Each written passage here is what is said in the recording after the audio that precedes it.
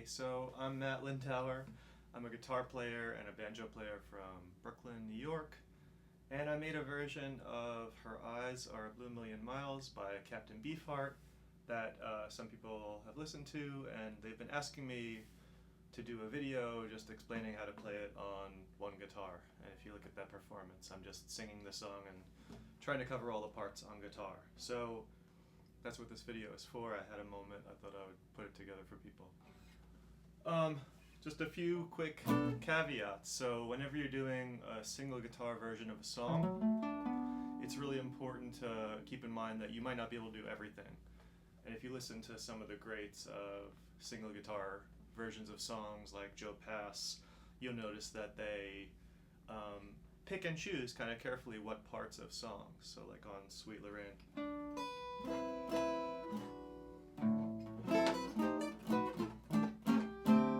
So you're not going to play every possible bass line there, but you're trying to get the melody while also keeping the bass going. And that's like the theme of this lesson, if you could call it that, is like keep the bass going while you're doing the melody stuff and maybe throwing in some little lead licks.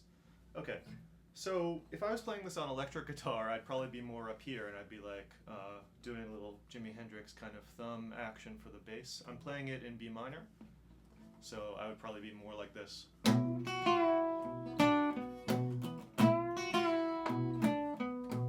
But there's two things about that. Now I'll do that sometimes in the song, especially on the chorus when singing. I want like a different kind of timbre. But doing that at the beginning, I want like more bass. I want like a fuller sound for the simulation of a band on one guitar, right? So I like to do it like this. I like to hit the B as my bass on the A string, and then I will do this bend, which is kind of like a unison bend, up to the on the second string from the E up to the F sharp, and I hit the F sharp as I'm coming up, and then bend back down to the E, and you get this weird unison and then back into like dissonance thing going on while holding that B note. So that's a good example of the bass while doing other things, right? So here's how I'm doing it. That's just pentatonic, that's just D and then the root B, right? So that should give you a good sense. I'm doing a little bit of muting and stuff here, so I don't know how much detail to go in with each thing. If you have any questions, feel free to hit me up. But this is kind of how I'm playing that, just in terms of the basics of it in B minor, right? And I'm often I do a lot of fingerstyle stuff. I'm also a banjo player, and I play classical guitar and Brazilian jazz, so I'm not wedded to using a pick. I'll use a pick when I think it's useful for the sound. So in this case, I'm doing a lot of like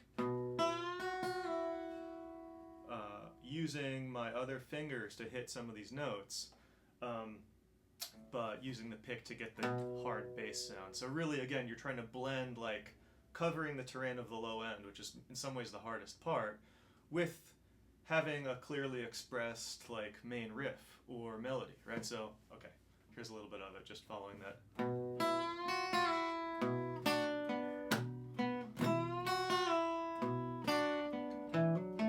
That's just in the pentatonic scale again, so that's a hammer on. From E to F sharp on the D string to A, and then an E. So a lot of this is like ad-libbing, just going with what I feel, but like you can change it up. You could be like, if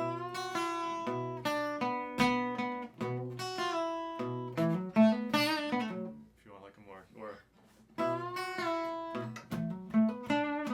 that's a little Hendrixy thing. You can come up here, right? And I think I might do that in the version that's online from that gig. It's a long time ago, but I still like to change up the song and play it. Okay, so that's like the main riff as I'm playing it, so I'll play it a little bit more.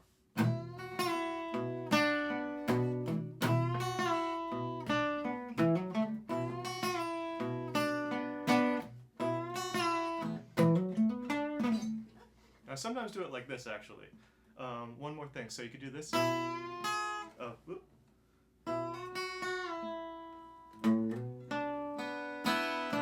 That's cool.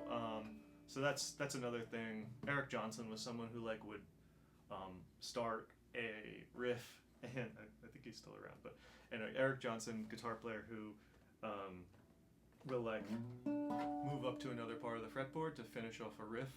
So for instance, he'd be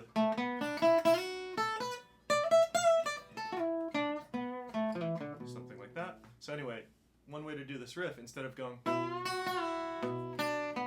which can get kind of stagnant, and again, like part of doing like a one guitar version of anything is to like find ways to keep it fresh. So I'll be like, as I showed you how, and then slide up to the D instead of hitting it here, slide up to it on the sixth string, and then do like instead of, I'll do the D here on the third string on the 7th fret, and then an open B.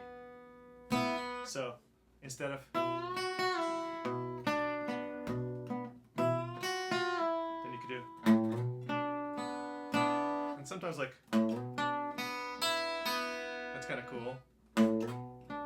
So you're only fretting the B on the 7th string and the D on the 7th fret 6th string, the B, and then the D on the 7th fret of the G string, and then that's just like an open B and E, but you want to keep those things ringing, right? Part of the solo guitar like approach is always like approaching it almost like a sympathetic string situation, or where notes are at least bouncing off of each other. Like, part of why this is cool because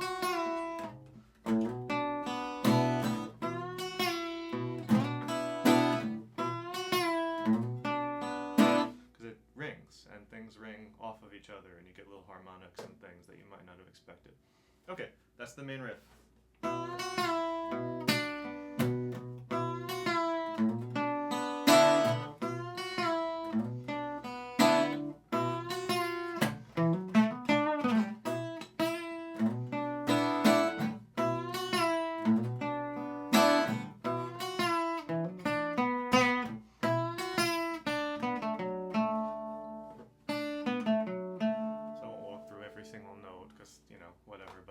That's in the pentatonic scale there. That's like a little lead-in riff. And now the first chord where he's going to sing is like is G major in this key. I think that might be the original key of the song. I forget, but oh, in the intro still, I think there's still like a. So that's all major scale stuff. So it's the open D. Hammer on, release on the A, B, A on the G string. So really I'm kind of like, it's like a D chord, but I'm here so that I can move up more fluidly. D, A, E, A, D, G, F sharp. And now this is like the key to like playing a one guitar version, is like you're going to have the descending bass here. So you could have been, but that wouldn't ring, right? You want to use open strings anytime you can when you're one person playing a song, right? If I had a bassist, if I was with my band, Myrna, I maybe rely on my bassist more, or other guitar player or something like that. But if you're all alone doing it, then. And a lot of making your own version to a song is finding a way that is efficient with your fingers, that's not going to cramp your fingers or tire yourself out before you've even done any improvisation or anything difficult, right? So you don't want to be like, okay, first of all, it sounds bad, but because it's like in tense parts of the neck where the tension of the strings is not really helping you at all, but the strings aren't ringing. So compare.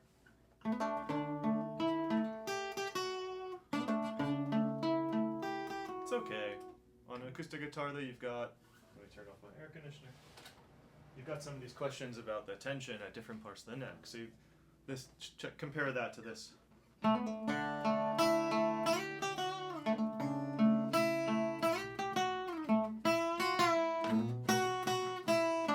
that's fun too.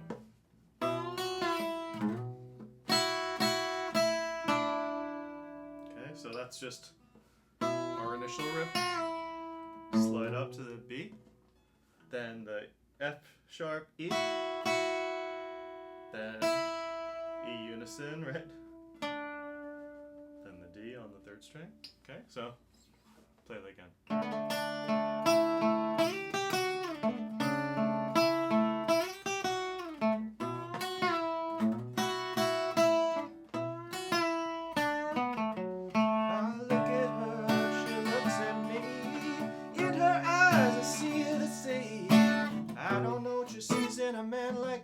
She said she loves me.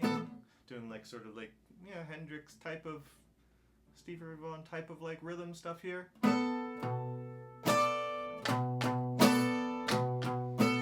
so that's just B, B, and then on the B string in A, it's the seventh, right? Not going for the full. Anyway, you want to be less derivative, right? So. Look at her, she looks at me. In her eyes I see the sea. I don't know what she sees in a man like me. Says she loves me. Her eyes. Okay, now when I'm singing, as I said, I'm not going to be doing same thing here. It's harder to hold. You want something a little more, just grab it. You can sing. Focus on your singing, right? Her eyes. It's more like that's the riff on the record, more similar to what Beefheart's, the Magic Band is doing. So that's what I'm generally doing. I'm varying it a little bit, but it's like B, B, hammer on E to F sharp, A, little palm muting, a little sprinkled on there.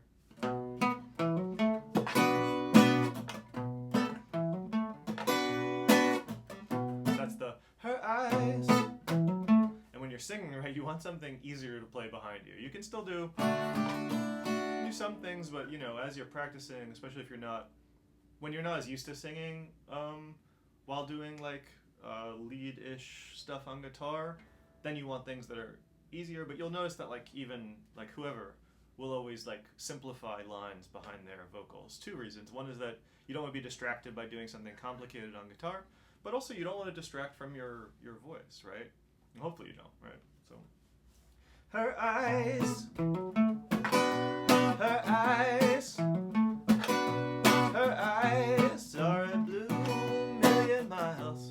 Back to this.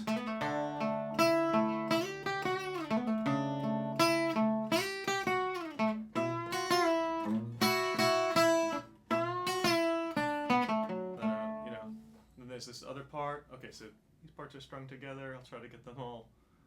One thing, I do a solo in there, and when I take a solo, I'll often play it over the D, C sharp to B kind of thing that's going on. So I'm like,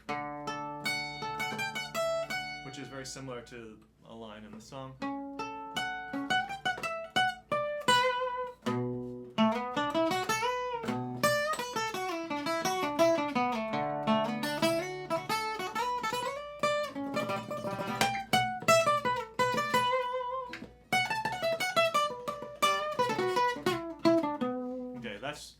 That's something that you get used to doing, and obviously Hendrix is a master of that. I learned the most from studying him in terms of that, and also Joe Pass, the jazz guitar player, in terms of how to know when you're gonna be and when you're gonna be soloing, right? And I'm doing kind of stuff that's it's the B minor. It's the relative minor of D major, and it's not a surprise that there's this D major. You can play basically D major scale and B minor, and depending on what notes you emphasize, you'll get different kinds of results, and it'll be more appropriate to different parts of that section. So if I'm being since I'm in the D major part, I'm probably going to emphasize landing on the third or the root of the D scale, whereas when I'm moving down, I'm kind of getting closer to something in between, and then when I'm back to B minor, even though it's the same scale, the part of it that you emphasize is going to be different. Okay? Okay, so there's a few other, that's the nuts and bolts of the song. This is more fun to do than I expected. I taught guitar for a long time, and I taught banjo for a long time. Yeah, I mean, I'd be, if anyone is interested in doing, lessons or anything like that, I could consider doing that with particular students and so on. Just throwing that out there. So we've got the nuts and bolts of the song. Just a few more like little parts. There's this thing that's like. Or,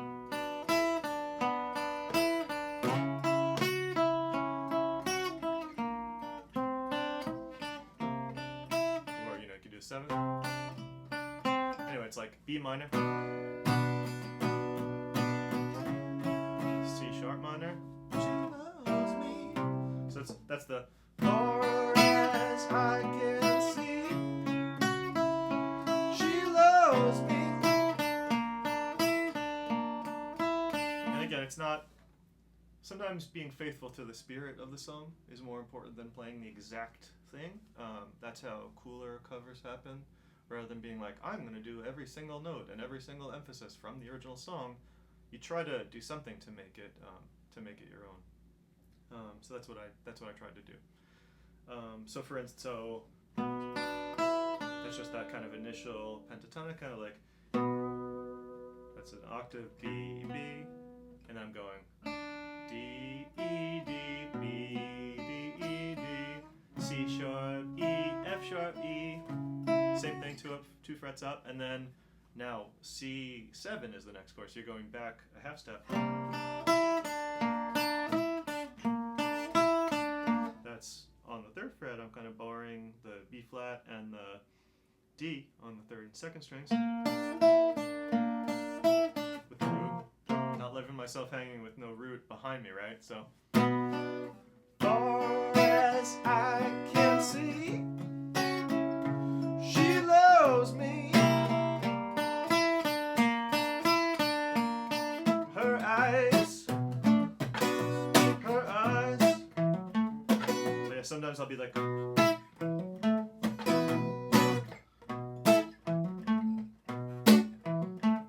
Instead of like being.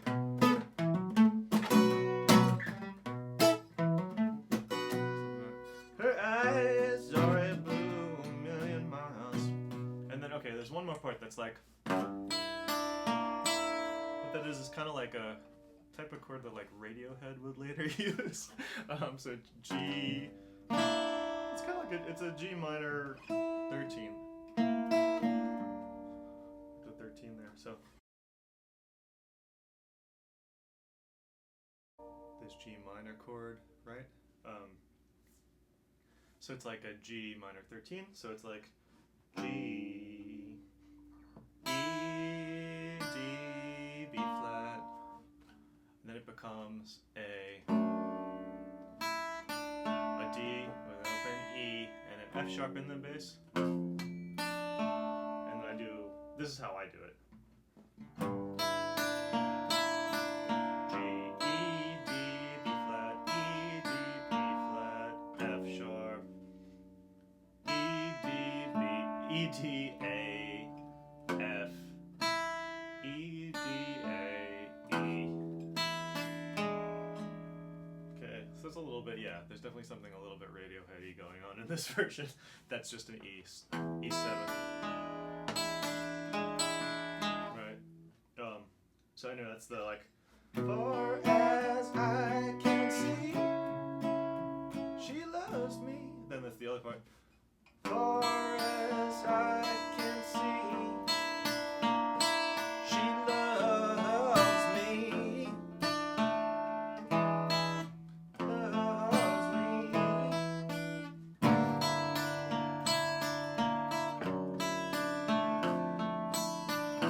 I'll sometimes change it up like, far as I can see, she loves me. Her eyes, her eyes, her eyes are a blue million miles.